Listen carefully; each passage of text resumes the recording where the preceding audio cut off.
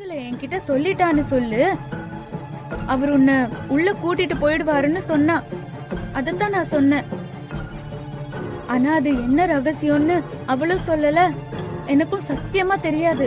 நீ சொல்றது உண்மைதானா இல்ல என்கிட்ட போய் சொல்றியா? இல்ல துளசி, இதுதான் சத்தியம். வேற எதுவும் எனக்கு தெரியாது. எல்லா விஷயத்திலையும் நீ மட்டும் ஜெயிச்சதா நினைக்காத. உனக்கு தெரியாத விஷயம் நிறைய இருக்கு. அந்த மேகலை என்கிட்ட உனக்கு தெரியாதது நிறைய இருக்குன்னு சொன்னா. அவளுக்கு வேற ஏதாவது தெரியுமா? வேற ஏதாவதுன்னா? ஜனனி, நான் செம்ம கோவத்துல இருக்கேன்.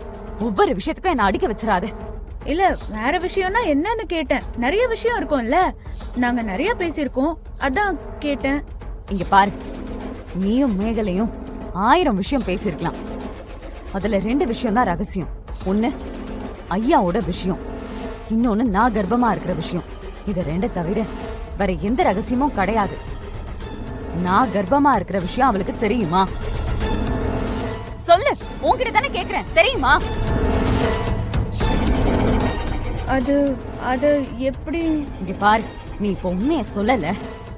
நான் இப்பவே போய் ஐயா அம்மா எல்லார்கிட்டயுமே நான் தான் கர்ப்பமா இருக்கேன்னு சொல்லிடுவேன்.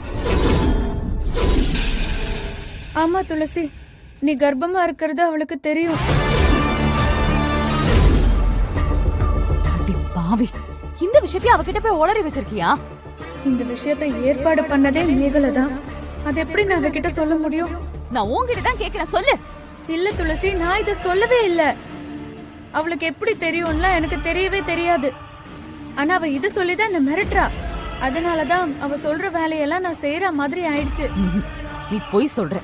இல்ல, நான் நிஜமா தான் சொல்றேன் துளசி. நான் நம்பவே மாட்டேன். நீ சொல்லாம இந்த விஷயம் அவளுக்கு தெரிய வாய்ப்பே இல்ல. உன்கிட்ட இனிமே பேசி புண்ணியம் இல்ல.